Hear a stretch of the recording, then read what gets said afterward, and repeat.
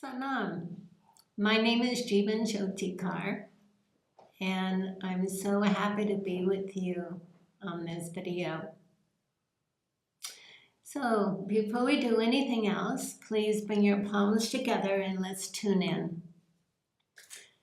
Tuning in just means that we are connecting our infinite with the universal infinite. We are tuning in to all the previous teachers to come and be here with us in this video. The mantra that we're going to be using is Ong Namo Gurudev Namo. Inhale. Om Namo Gurudev Namo.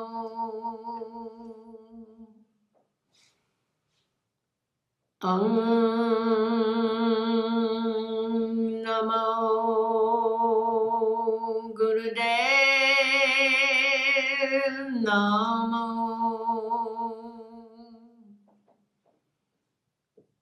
Om Namo Gurudev Namo.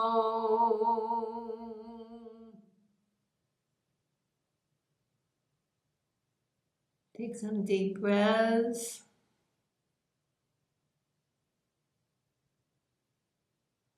And set an intention of what you would like to receive today from this video.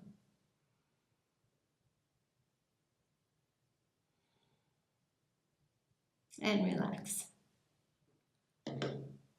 Well, I have been doing this lifestyle for over 50 years. I started when I was in my 20s, and I have been a minister for many, many years and have taught Kundalini Yoga for over 50 years. I have traveled all over the world teaching Kundalini Yoga and our lifestyle.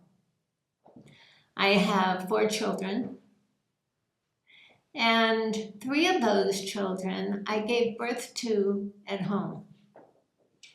Through that experience of giving birth and helping many other women in their births, I experienced the portal of birth. And it was so sacred and special to experience it firsthand and then with others. Then in 1976, I experienced a horrific death while I was at Our Lady's Camp in Espanola. It was how Yogi Bhajan, the Sri Singh Sahib, dealt with that death that I began to see that death could be experienced and viewed differently. So the second portal of life is death. Both are very sacred. Both are a journey. Today, we are going to be talking about that second portal, death.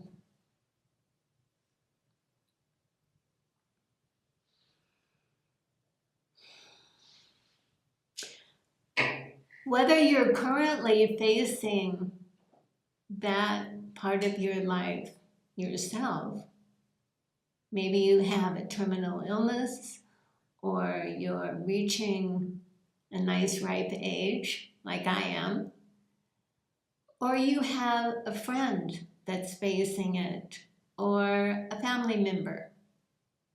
This video will hopefully give you more confidence and information to navigate through the end of life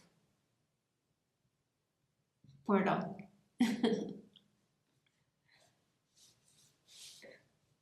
The first part of the video will cover many issues that we that we deal with as Sikhs and as yoga teachers and students. Things like karma, dharma, living our mission, heaven and hell, reincarnation, all these things we will look at in this video. In the second part of the video, we will look at how to prepare ourselves before death, at the time of death, and after death. We will also look at how to prepare for cremation and memorial services. And one topic very important that we will look at is grieving.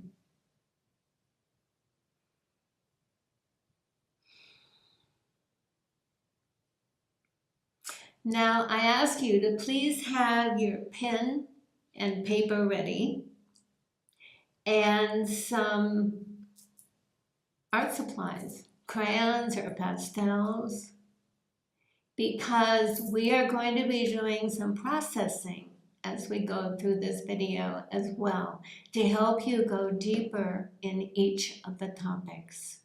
So now let me give you a couple of minutes. Go run and get a pen and paper if you don't have them with you, and some art supplies. Okay, so see you right back here.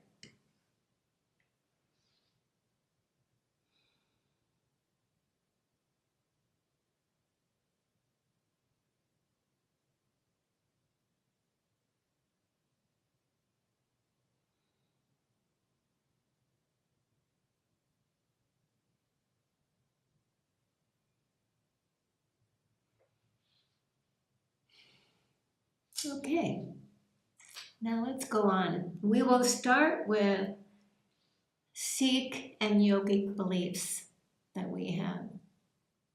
Key to our beliefs is the concept of Jivan Mukt.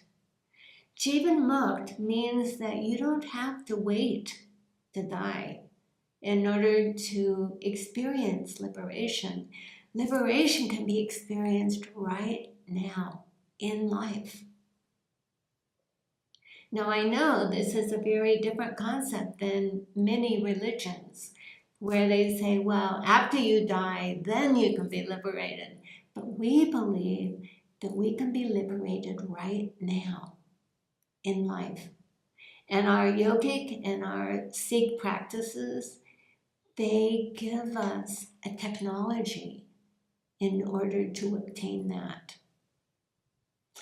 Now, also, very key in our philosophy is karma. Karma is like Newton's third law, that for every thought, for every act that we do, there is a consequence. Now, in our yogic and Sikh beliefs, that consequence can either be uplifting or it can have a negative effect on us and those around us. I have this image of a train, and it helps me to explain this concept. The engine of the train is our soul. And that soul we have throughout eternity. Now the train has connected to it different cars. Those cars are our karma. Karma that we came into this life with, and unfortunately they may be cars that are added onto this life, depending on what we do and think. Now there is an antidote to our karma is dharma. Dharma is our spiritual practice. As Sikhs and yoga students, our practices include our yoga, our meditation, our mantras, the shabads that we chant. All of those affect our consciousness, and they can very effectively heal, and release our karmas. So we are very blessed to have that technology to help us obtain this liberation while alive, Jivan Mukta. Now, we do not believe that heaven and hell is after death. We believe that you experience heaven and hell right now in life.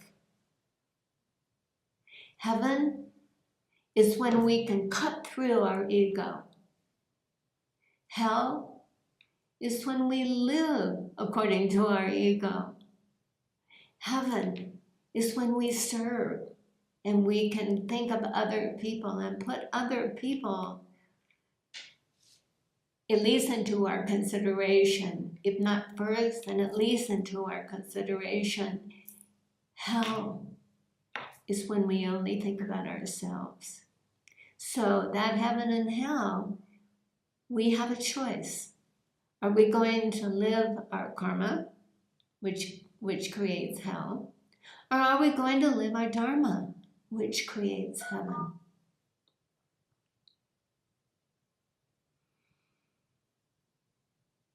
Now, I'd like you to take out your pen and your paper now.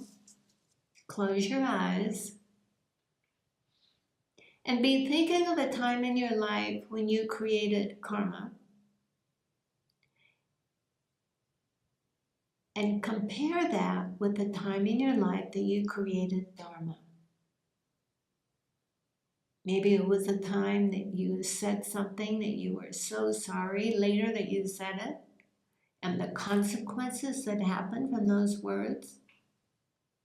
Or maybe there was a time when you said something to uplift someone, to encourage someone, and the consequences of that. So be thinking about that now. The time you created karma, the time you created dharma. How did it make you feel? And what were the consequences of each? And write it down. Just flashlight. Don't be thinking about sentences or spelling. Just regurgitate, just vomit on the paper of what you're thinking and what comes out. And don't worry about, like I said, spelling or grammar. You don't even have to use sentences, just use words. You can also put pictures with it. And do that now.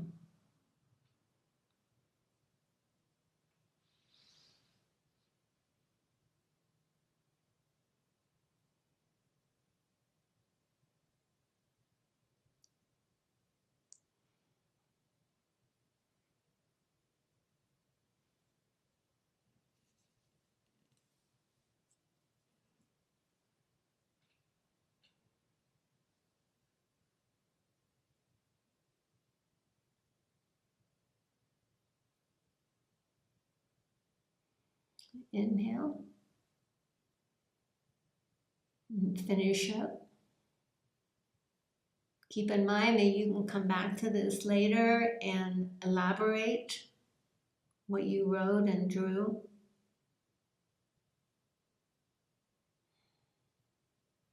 And relax. Now we're going to go on to the concept of reincarnation, and that is very key to our beliefs as well. Reincarnation means that the soul is on a journey, and the journey is to, at death, be able to merge with the One. And we go through many lifetimes in order to achieve that. It's important just to keep in mind that it's very human to make mistakes. It's very human to go through these lessons. And if you don't complete all of your lessons in order to merge with the One, it's okay. it's okay to have to come back.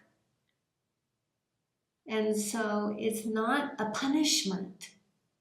It's just that the soul has this journey that it's on. And it takes many lifetimes to complete our lessons.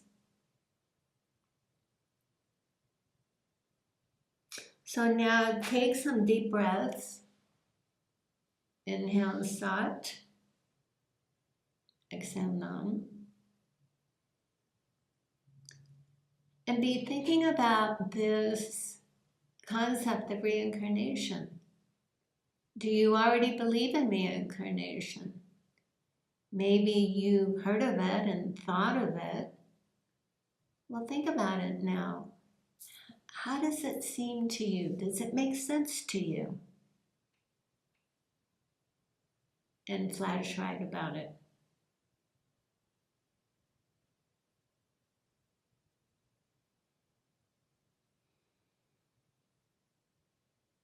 Are you comfortable with it?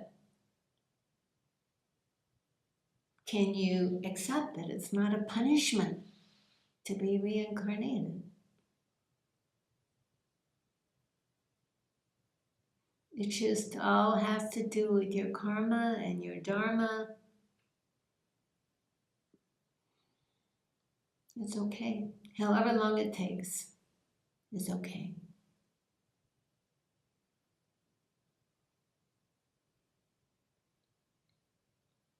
And be thinking about, if you do not feel comfortable with it, but you would like to, what can you do? Is there a meditation you can do? Do you need to talk to more people about it to feel more comfortable with it? And put that in your flash writing also.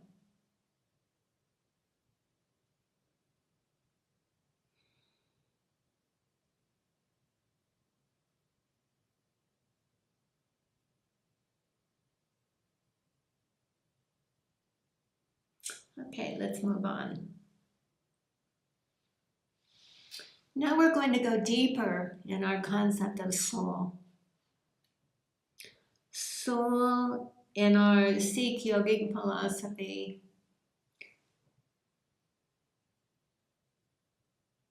it means that the soul has many chances to go through the lessons that it needs until it finally merges with the One.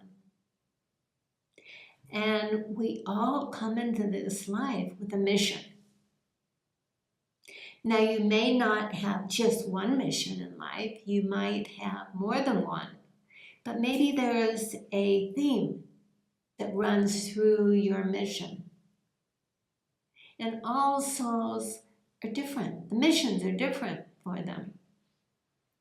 Some missions are very grand, like being a brain surgeon or delivering food to hungry children around the world.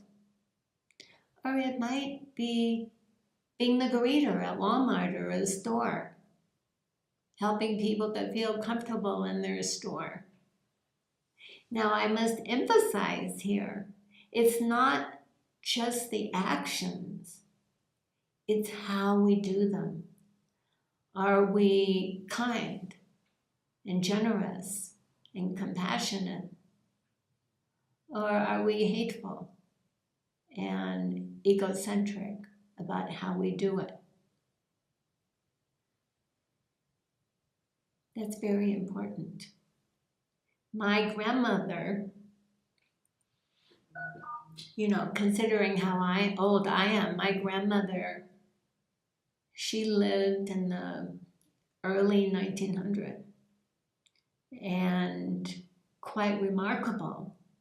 She owned her own business and ran her own business, which was unheard of in those days for a woman. So she was quite an entrepreneur. But what she was known for was her kindness. She wasn't just an entrepreneur out to be cutthroat in her business. She was very, very kind. And that's what she was known for. along with being a woman entrepreneur at her time.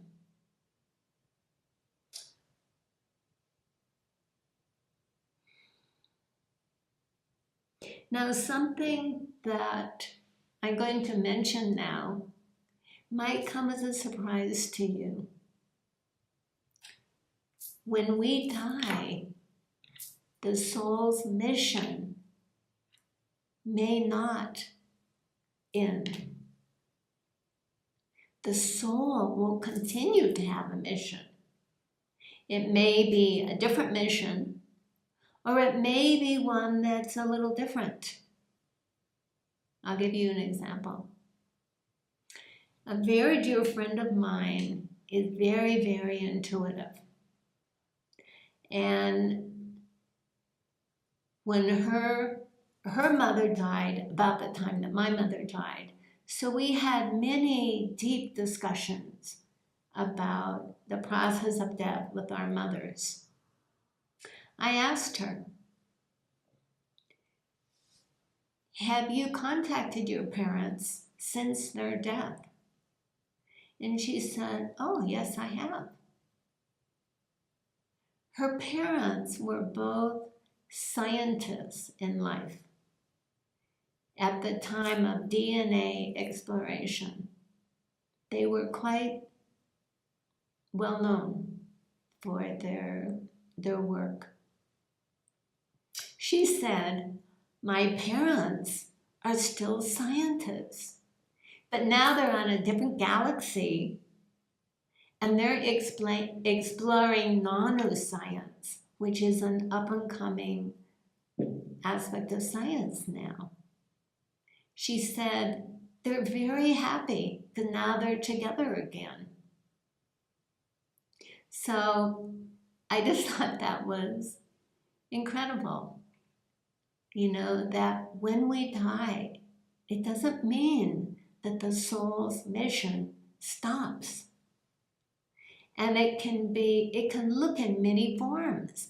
Maybe you will choose to be in the third ether where the angels exist. Maybe you'll be an angel and decide to help people left here on earth. Or maybe you'll decide to reincarnate as some really elevated leader. The point is that the missions and what the soul is doing in life and after is unlimited. Now I know that gave me a lot of comfort to know that for my own soul and for my loved ones, that when my loved ones have died or will be dying, that it's not the end.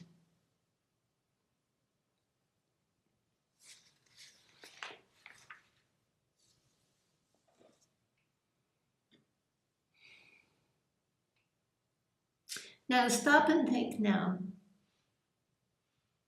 Have you thought about your mission in life? Are you doing it? Are you living your mission? Do you even know what your mission is? Do you need to take some time to explore it?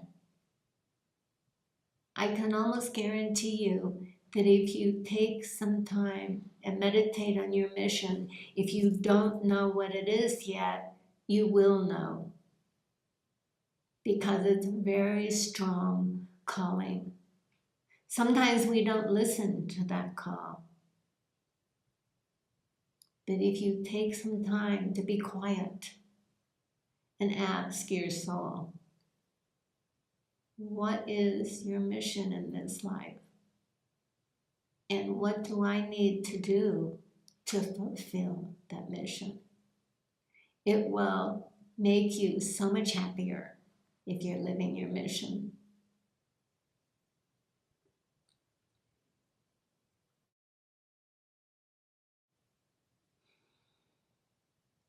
Now, take some time and flash write about this. Are you living your mission? Is there something you need to do to enhance that mission? Maybe you're living it but need to enhance it. Or what do you need to start living it?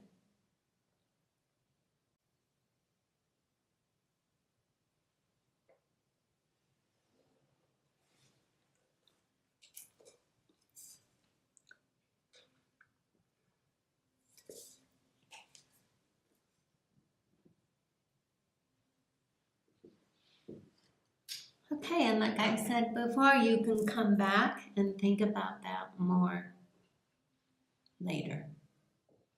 A very, very important concept in what we've been discussing so far of karma and dharma, heaven and hell, reincarnation, our soul's journey, is forgiveness.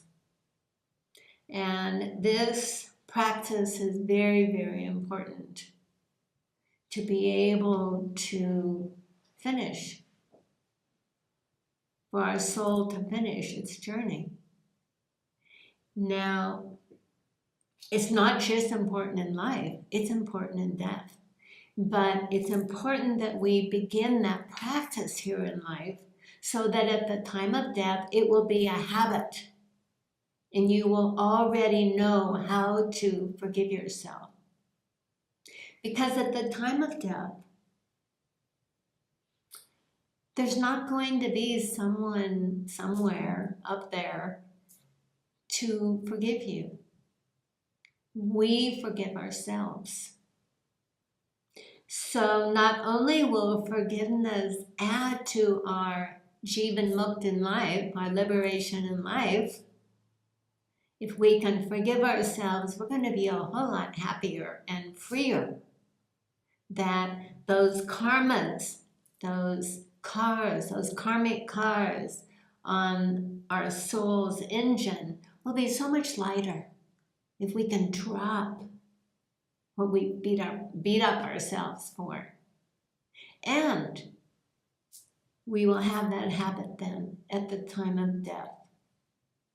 Because when our panorama of our life flashes before us at the time of death, are we going to ridicule and beat ourselves up? Well, you know what happens? Then we will have to come back and learn that lesson all over again in another life. But if we can get into the habit of learning our lesson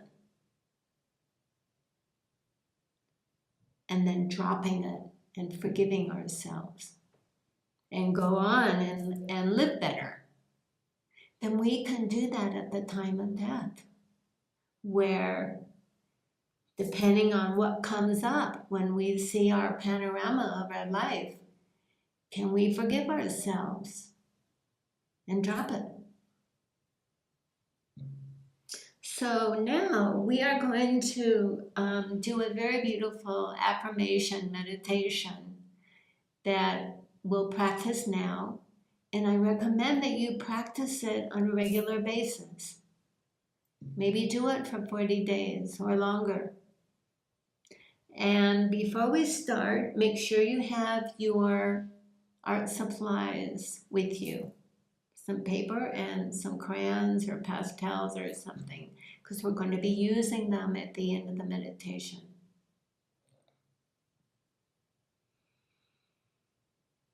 So this beautiful meditation affirmation goes like this.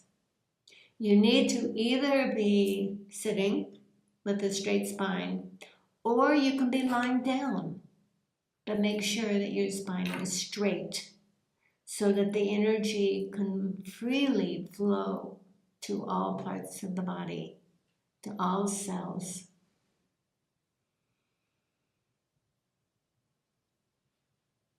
So begin taking some long, deep breaths. Try to breathe as long and deep and complete as you can.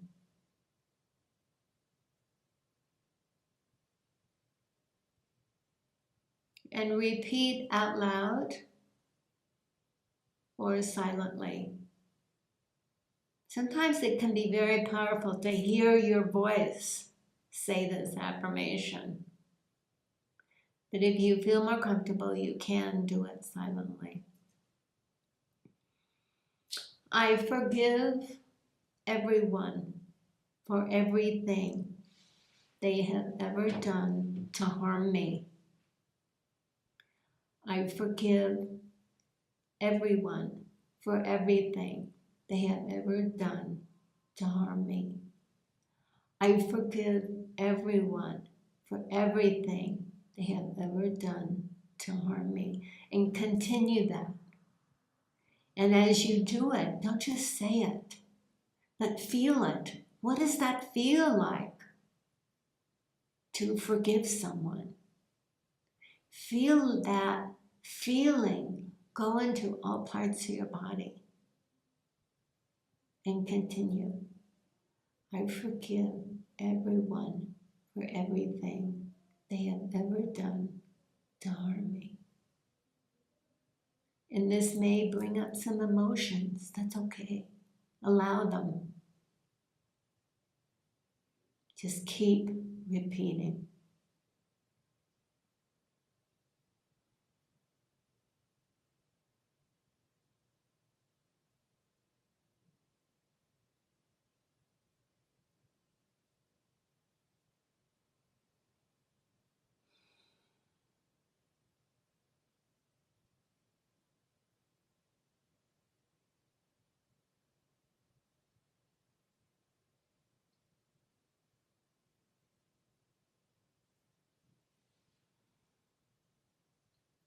I forgive everyone for everything they have ever done to harm me.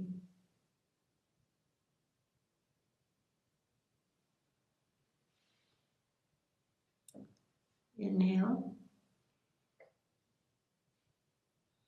Exhale. The second part. Continue long, deep breathing. And now begin to repeat to yourself, I forgive myself for everything I have ever done to harm others. I forgive myself for everything I have ever done to harm others. And again,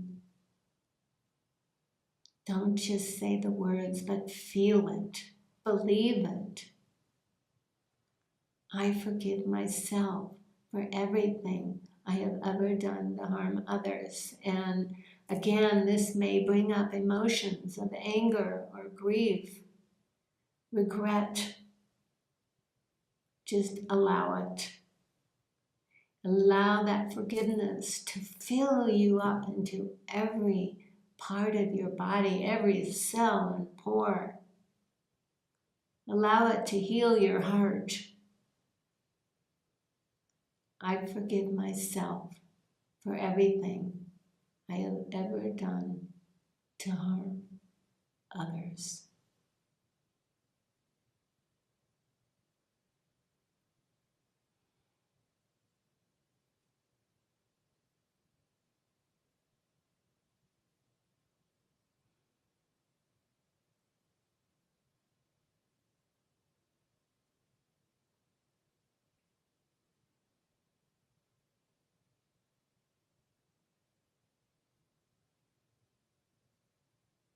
Inhale, exhale. Now the third part, keep breathing long and deep.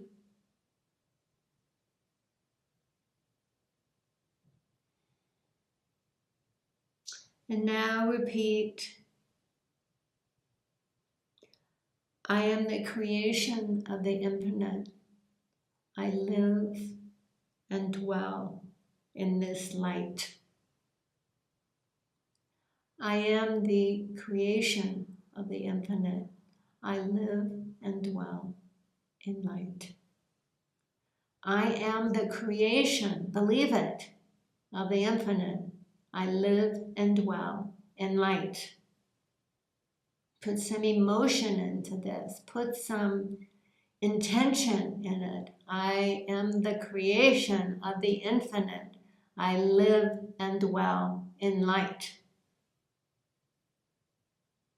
Say it like you mean it, even if you don't believe it yet. Pretend like you believe it. Put some passion in your words. Put some strength and power. Empower yourself to believe it. And feel that. Feel that light going into every pore of your body.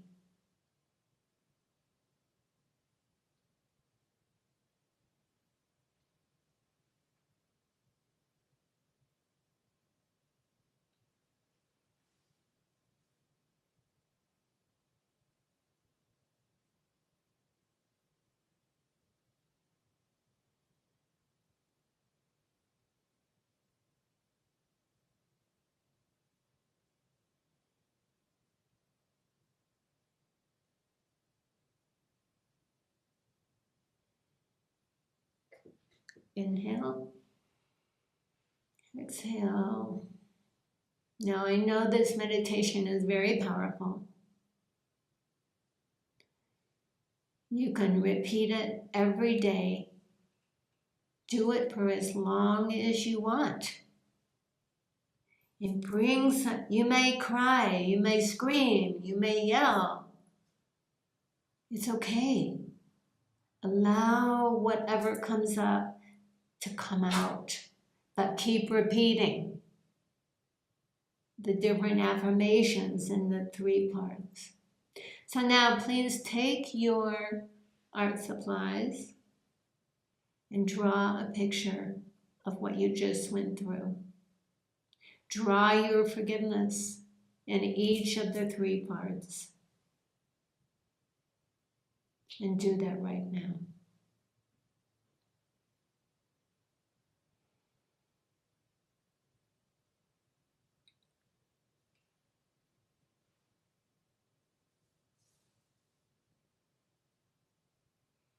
And notice how you feel.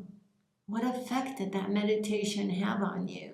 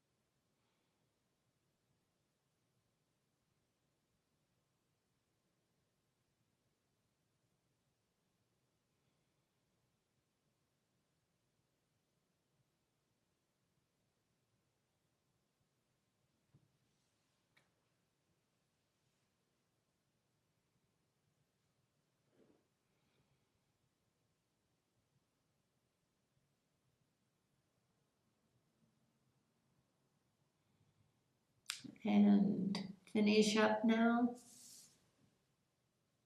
Keep in mind that you can come back and write more and draw more at a later time.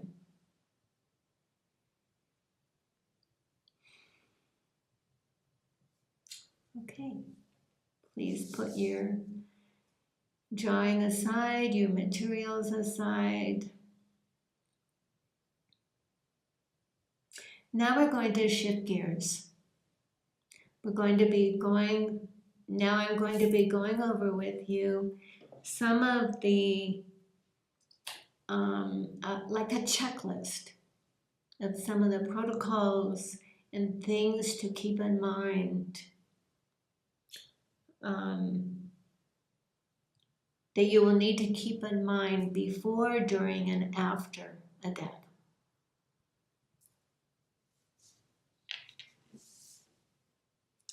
Okay, so before the death,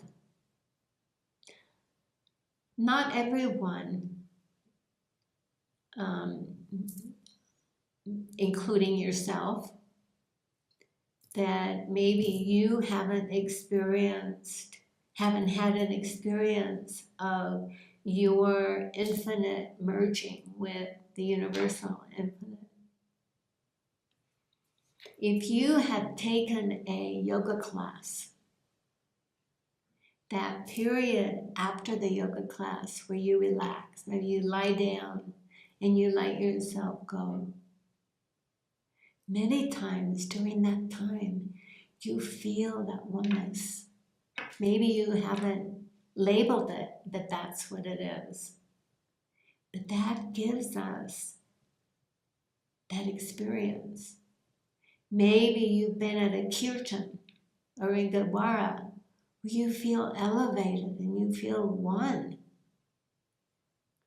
That is also an experience of it. So we are very fortunate because in our practice, we are given, sometimes almost on a daily basis, we are given that experience. Dying is the same, even better. So if you are preparing for your own death, give yourself more of those experiences so that when you die, it will be what you've already experienced, letting go. If you are helping someone else, then help them have that experience. Even if it's just long, deep breathing and have kirtan playing in the background. You can do a visualization with them. Lying down, probably in bed, and have them do some breathing as well as they can, and then have them feel themselves surrounded by light and the light coming from within them. Because at death, that's what's going to happen. They're going to go to the light. So help them have that experience before they die, so it will be automatic that that's what they do at the time of death. You can also take someone out in nature. You can take yourself in nature and feel that oneness when you're amongst the trees or next to a lake or a river or the ocean. Feel that oneness that is so present in nature.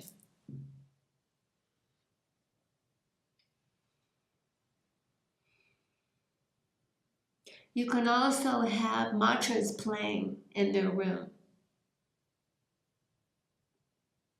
And we have some beautiful mantras that take us to that place of oneness and elevation. Reciting Sukhmani Sahib, the jewel of peace. That nod of Sukhmani helps someone to feel that peace and oneness. Because we or someone else, it can be a time of fear and agitation. So it's good to help them and help yourself have these experiences of merger now. So at the time of life, it'll be easier to surrender and let go. If the person is having a hard time, if they're resisting death, then either you or someone else or have it playing in the room of Kirtan Srila. And that helps the soul to let go.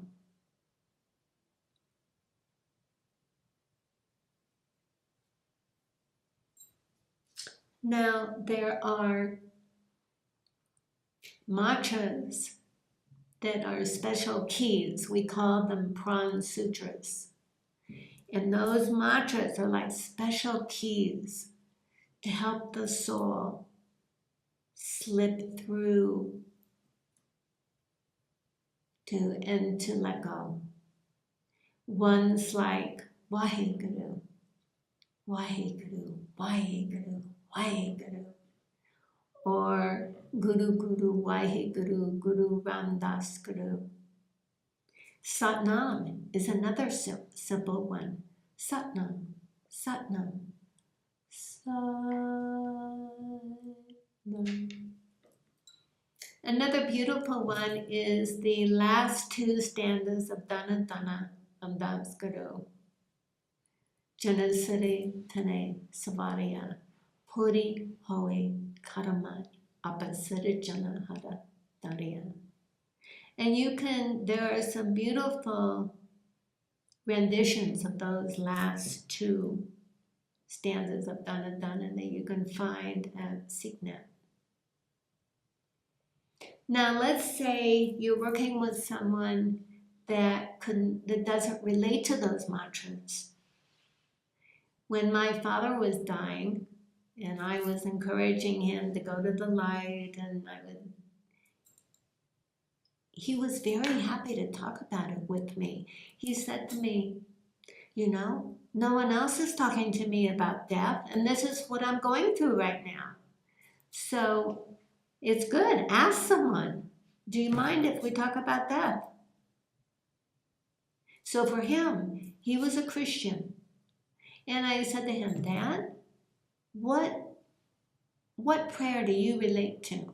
What prayer helps you to connect to the one? He said, oh, the Lord is my shepherd, I shall not want. So I wrote it up. He was in a nursing home at the time, and I put it on the wall next to his bed. And I said, Dad, just repeat that all the time. And at the time of death, it'll be automatic. Start repeating it as you're dying. And that will help the soul go to the light. Well, he was delighted. It gave him a tool. It gave him something that he could do to help himself.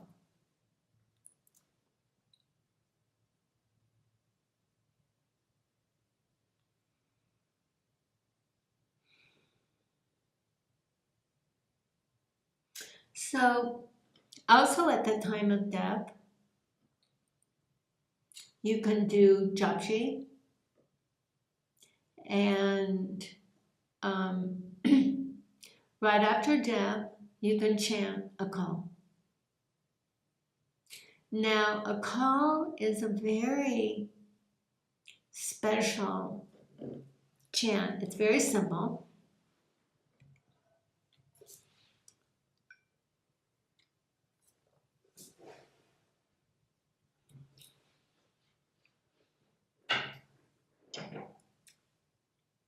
So be sitting up straight, and this is how you chant a call. Inhale. A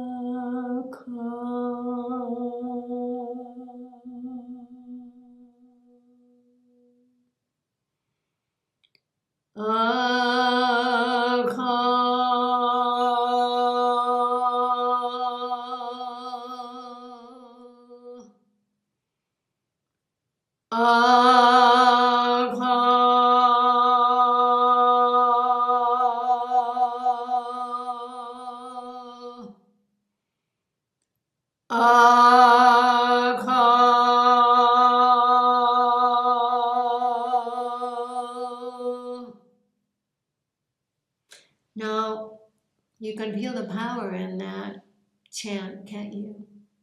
You chant it from your navel, feel it open your heart, feel it open your throat. And what that does, it means undying.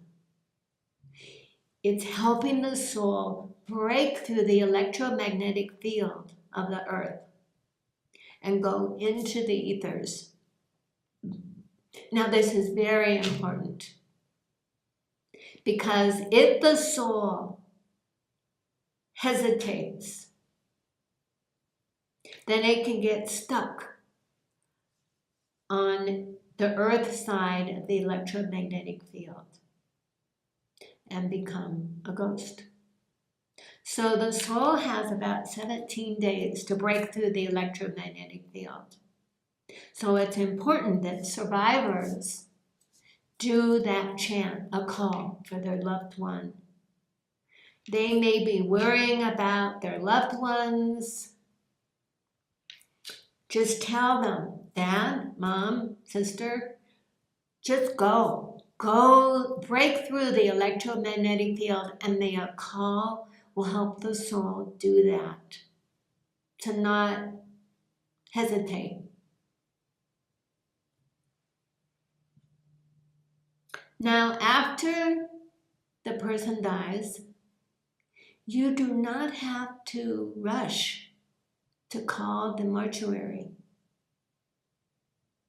There's no law that says the body has to be taken immediately. Just be with your loved one. Take some time.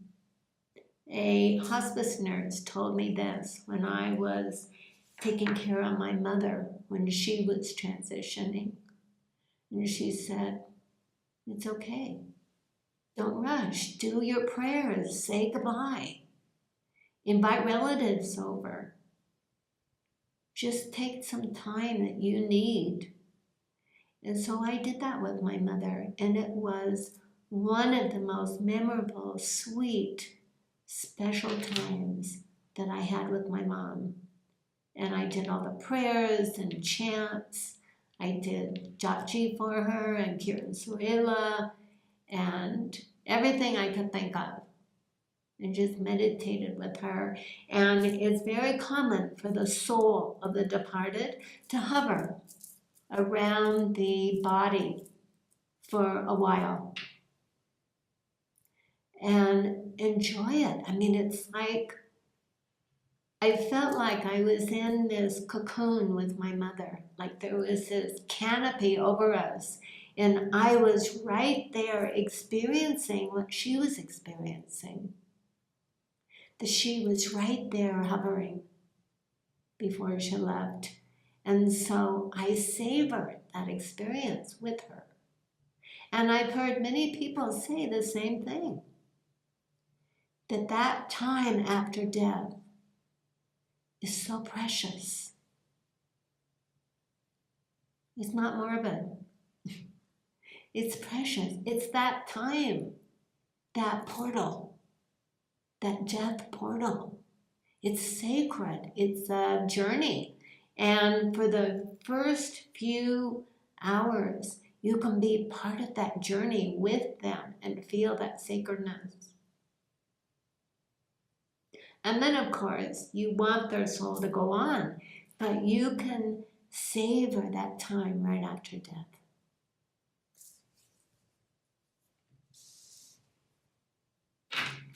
I talked to my mom and told her things that I hadn't been able to say to her during life. And I could feel her right there. I could feel her talking to me back.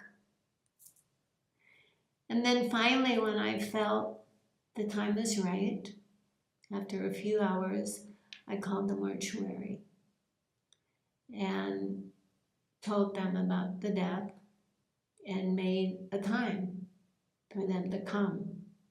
Now, I wanted to wash my mother's body myself, and I wanted to do it right there at home. So I had the hospice nurse come over that had come over many times to bathe my mother. And we put plastic on the bed, and my mother had chosen clothes that she wanted to be cremated in. And we bathed her and we put her clothes on her. And my mother was a tap dancer. She was a professional dancer. And so she wanted to be cremated with her tap shoes on. So we did that. We put her tap shoes on, we put the clothes that she had chosen, and then the mortuary came. It was very, very special. Now, if the body goes to the mortuary, make sure it's good if you can have someone go with you, because after a death, it's very common to be out of your body. You're not grounded. So it's good to have an advocate come with you to make sure that everything is done properly with the mortuary. Very important is that, of course, that the body is cremated. Even if the body is going to be cremated, sometimes they still want to embalm the body. Now, there is no reason why the body has to be embalmed because they have these, like they're called cold storages, like a big freezer that they put the bodies in. So there's no reason why it has to be embalmed. And just be firm, and that's why it's good to have an advocate to be firm about what you want. If the body is going to be bathed in the mortuary, and it's our custom to use yogurt. Now, using yogurt, again, there's a reason that the yogurt is a purifier. And so you massage it in all the places in the body, everywhere, including the hair, armpits, private parts. Just massage the yogurt. And normally, after someone dies, they take on kind of a grayish tone and they get to be stiff. But when you massage the yogurt into the skin and do a nice, not like a heavy massage, but a firm massage, the skin will turn a glowing color, a pink color. And it's quite wonderful to see the body get so pink and supple. Now, one thing I forgot to tell you is that there's a reason why we cremate the body and why we don't embalm. We cremate the body so that the elements are dissolved quickly. There's more chance that the soul will stay hovering around the body and not bust through the electromagnetic field if the elements have not dissolved. So that's why it's so important to cremate. Embalming prolongs that process even more, that if the body is embalmed, it's very hard for the body to dissolve, to disintegrate. And then, if the body is put into a metal casket, it can take up to 100 years for the body to dissolve. So that's why we cremate, we do not embalm.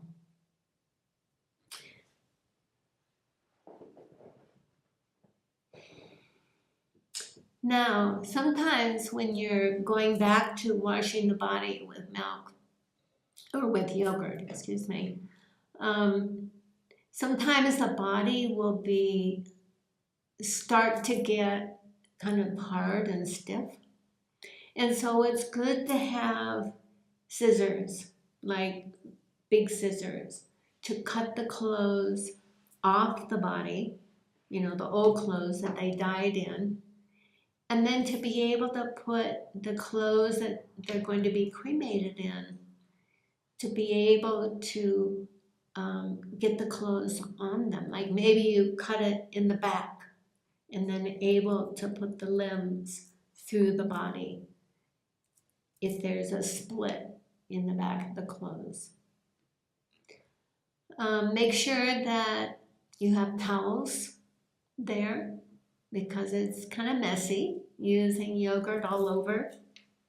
And then you let the yogurt dry a little bit before you put the clothes on them that they're going to be cremated in.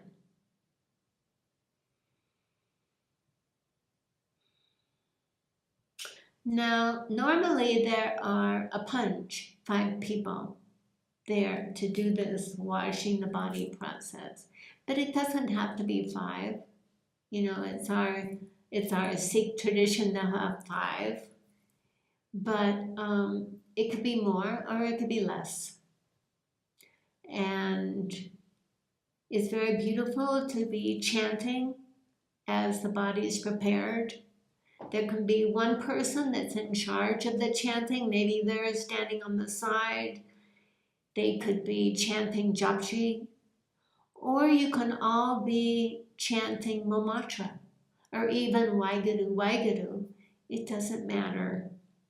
Whatever the people that are doing it feel comfortable doing. It can be helpful if someone has done it before, but it's not mandatory. It can be whoever is meaningful to the person. And everyone who has ever done this process has said that it was not morbid at all. That it was very intimate, very special to do this for their loved one. It was kind of like their last act that they could do for the body to get it ready for their final journey.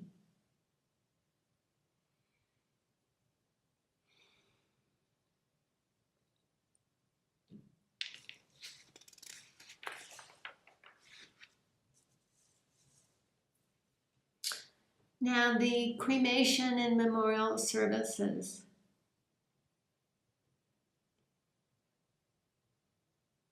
Like I said, it's good to have someone with you if you're going. And it's good to know what the laws are in your state or province or country.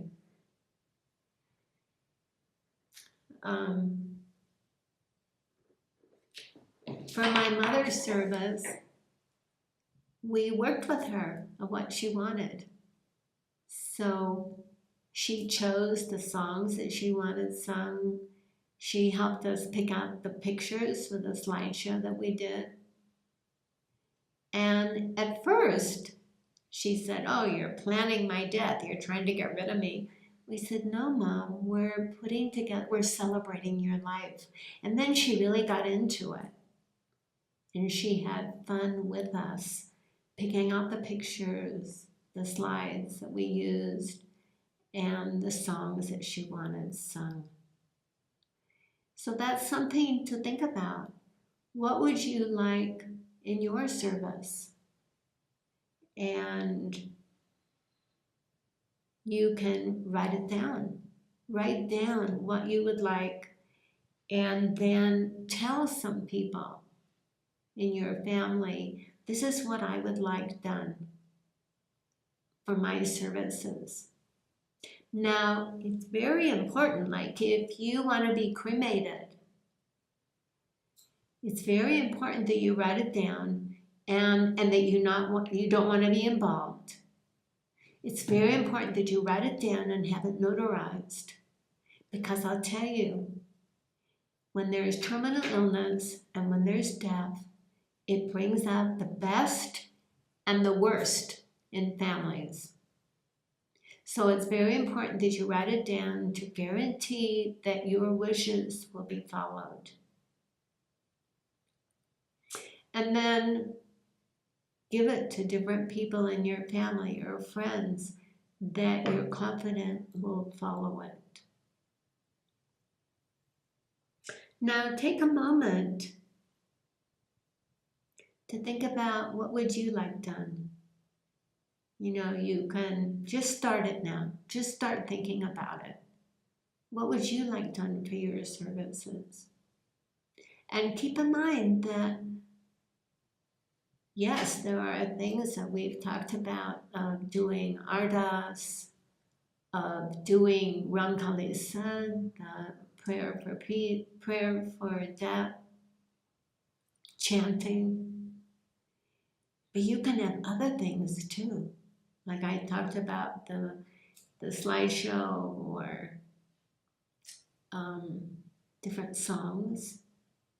I know a woman that had dancing at her memorial service, and a very dear friend of mine, when the cremation was over, she had a friend of hers start playing favorite songs of her husband on the guitar. And then she started dancing. And she said, "My husband is dancing through me. He's free." He says, "Everyone dance. He's so happy." So we all did. We all danced. And it was fabulous. And it was what was meaningful for that wife.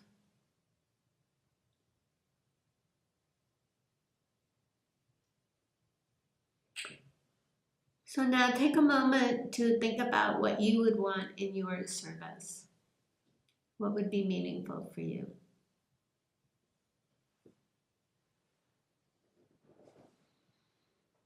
And this is just the beginning. This is just to get you started. You can think more about it later. You can research maybe the songs that you want or whatever. It could be anything.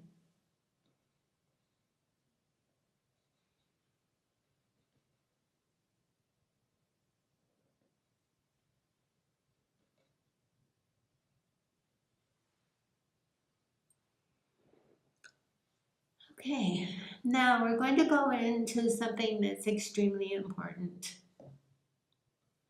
Just because we believe that the soul goes on, that the soul isn't dead, we've talked about that the soul has a mission that goes on. Still, as humans, it's essential that we grieve. And it's human to feel the loss. And so it's important that we make time for grieving and that we allow it. Everyone grieves in a different way.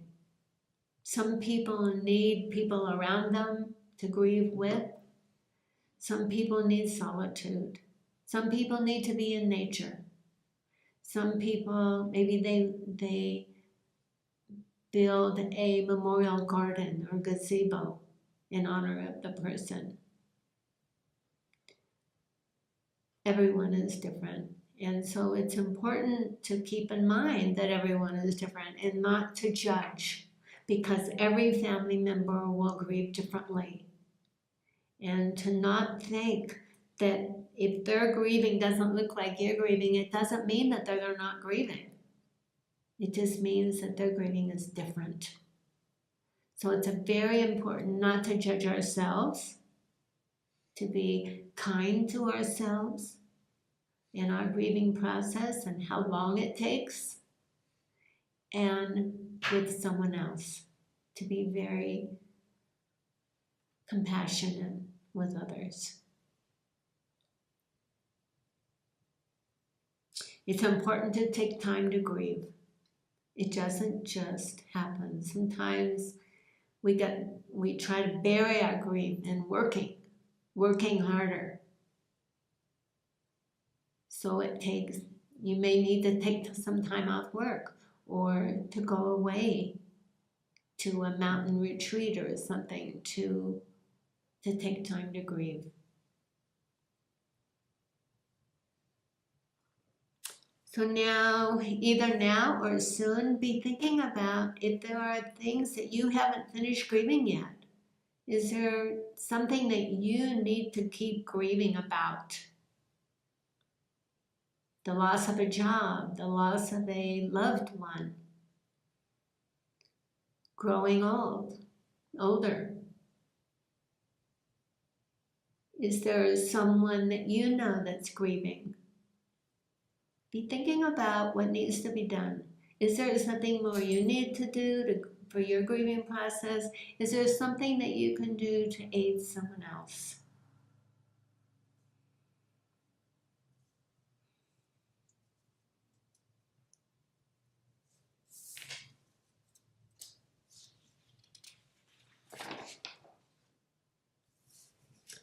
Now I'd like to mention here something that's extremely important.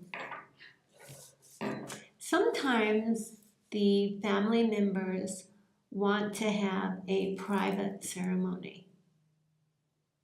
And You know, the cremation is private, maybe the memorial service is private, they haven't opened it up to the community. And that's their right and that's their prerogative. That's what's important to them. But the community and the Sangha, they also need a place and time to grieve together. And I know a community where there have been times where they were not invited to the services, and so they feel kind of floating. Where can we need to grieve too, I've heard people say to me. And so it's important that maybe someone in the community takes on notifying people of a death and then creating a service together. Maybe this is something, if you're in a community, a yoga community or a Sikh community, that you get together and talk about what can we do? What kind of system can we create that when there's a death, to make sure that we all as a community have a time and place that we grieve together. Now this is so important because if there are losses that you have not grieved, then they can build up and there can be compounded grief that can even lead to illness. So this is important. So if you feel that this issue applies to you and your community, get together with other people that feel the same way and figure out a system so that when there is a death, to make sure that the Sangha, the community, have a time and place, even if the family decides to have a private service.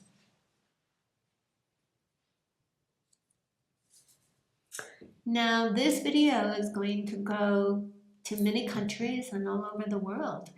And in some places, burial is the only option. There cannot be a cremation. So I'm going to talk about that for just a little bit now. If burial is the only option, make sure that the body is not embalmed. Make sure that if there is a casket, that it's a very light, like a cardboard casket. And the best is if the body cannot be cremated, then it can be wrapped in a shroud, like a beautiful white cloth, or it could be a different color, doesn't matter. But it'd be wrapped in a shroud, and then choose a beautiful place in nature that could have meaning for the family and the deceased. And bury them in that beautiful place, maybe surrounded by flowers or under a beautiful tree. And then tune in to the whole process of nature, dissolving the elements. And you can do all the same prayers, you can do all the same things that you would normally do if there's a cremation. Just that it's been done in this way.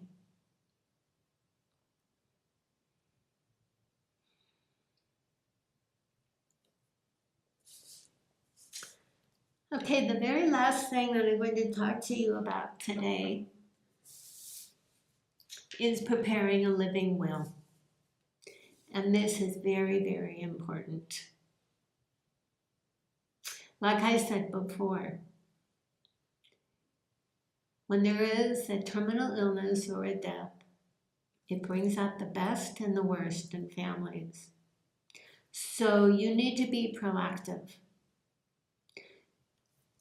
Think about what you want done or not done to your body when you get close to death.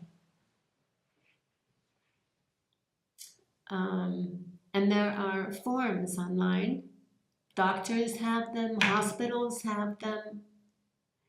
And they ask you things like, what procedures do you want done to prolong your life? I went through this with my mother. Do you want to be resuscitated? Do you want a feeding tube? And not only is it important to think about what it is, but what happens in order to have those things done. Like we explained to my mother, in order to be resuscitated, they put you on a hard surface and then they have to push very hard. And it can break your ribs, it can break your spine. So it's very important to know what the process is, what's entailed. And that helps you and the person, the other person, if you're helping someone, it helps them to decide, what do I want? You may decide, I don't want anything.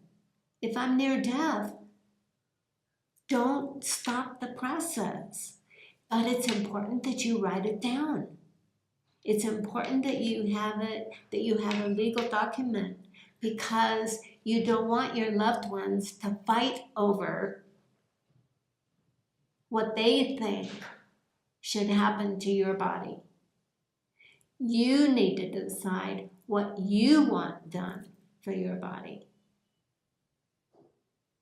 And paramedics coming into the home, they are bound by law that unless it says do not resuscitate, they are bound by law to try to save you and to bring you back to breathing. So this is very important. I can't stress it enough. And make sure it's written down and that it's legal.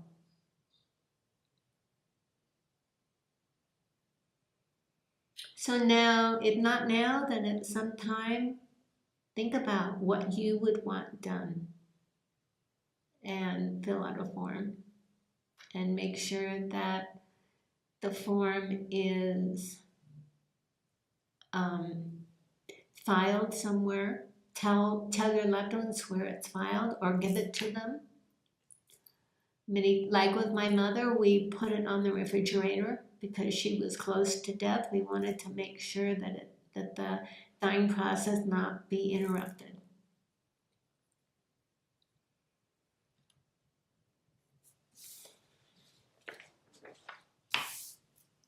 So I hope that this video has been helpful for you.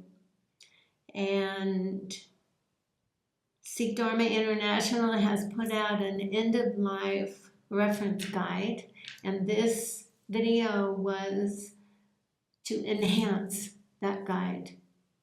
So you can keep that guide handy, and you can watch this video as often as you need to feel comfortable with what we talked about today. Now, if you would like to go deeper into exploring karma and dharma and Jivan Mukta, and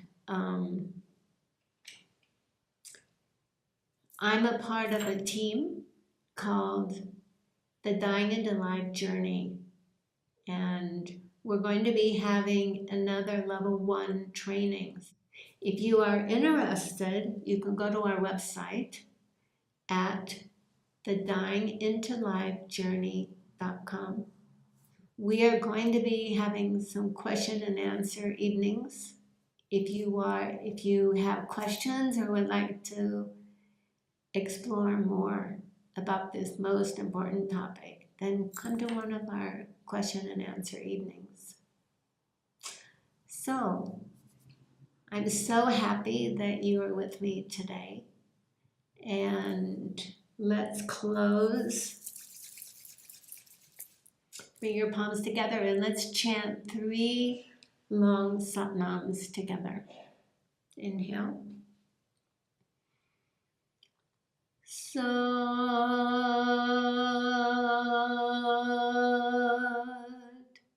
Nam. Sat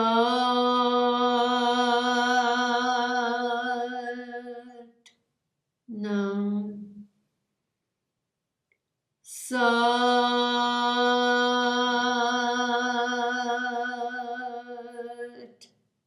Nam. May we all embrace death with more grace and ease and confidence. Sat Nam. Thank you.